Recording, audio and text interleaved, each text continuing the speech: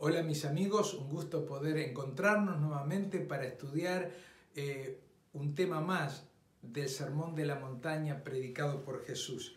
Y el texto que hoy nos motiva es el texto de San Mateo, el capítulo 7, versículos 15 al 20, donde dice lo siguiente: Guardaos de los falsos profetas que vienen a vosotros vestidos de oveja, pero por dentro son lobos rapaces.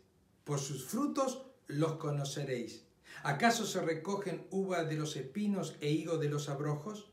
Así todo buen árbol da buenos frutos, pero el árbol malo da malos frutos.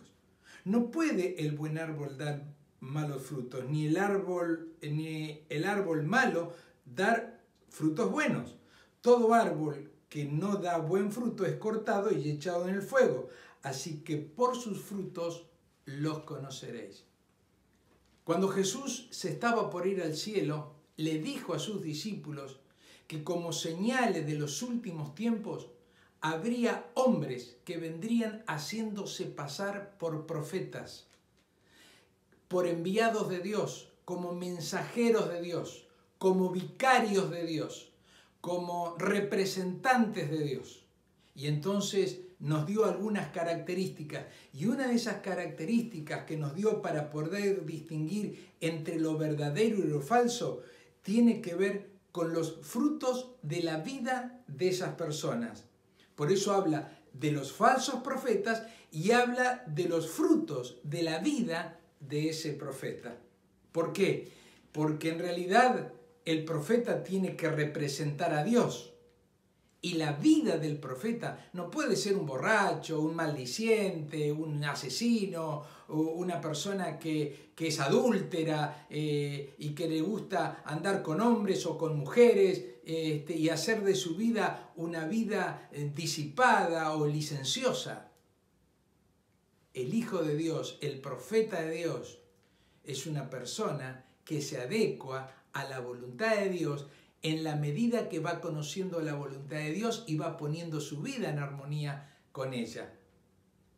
Pero la vida del profeta tiene que llevar los frutos del Espíritu: amor, gozo, paz, paciencia, benignidad, bondad, fe, mansedumbre, temperancia. Cualquier persona que se precie de ser el mensajero de Dios o tener las características de un profeta, tiene que tener estas características y muchas otras que están en las Sagradas Escrituras. A la ley y al testimonio. Lo que dice se tiene que cumplir. Tiene que aceptar a Jesús como enviado de Dios. Y tantas otras características más. Pero en el Sermón de la Montaña Jesús nos habla de los frutos de la vida de un profeta. De la vida de una persona que se precie de dar el mensaje de Dios. ¿Por qué? Porque hay muchas personas que se presentan en iglesias teniendo una verdad escondida, entre comillas, en su mensaje, que en vez de predicar la verdad pura, va torciendo su mensaje hacia cierta intencionalidad. Y me gusta explicarlo de esta forma. ¿Cuánto necesitan dos líneas rectas, paralelas, para poder en algún momento cruzarse? Con que una esté desviada 1 milímetro, suficiente. A la distancia se van a cruzar. En la vida de un hijo de Dios, tarde o temprano, los buenos frutos se ven y los malos frutos también se ven. Solo que nosotros tenemos que estar atentos, solo que nosotros tenemos que observar de tal manera que no nos engañen, pero tampoco que engañen a la iglesia de Dios en este tiempo. Por eso Dios en Jesús nos dice así, que por sus frutos los conoceréis.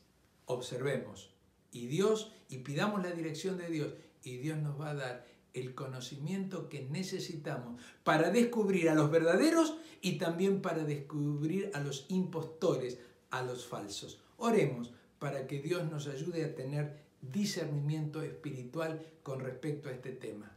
Señor nuestro Dios, gracias porque hay muchas personas que quieren representarte, pero algunas no son dignas de ti y buscan su complacencia personal, en su ego y en su egolatría, tratan de hacer un show o tratan de llevar a las personas por caminos equivocados.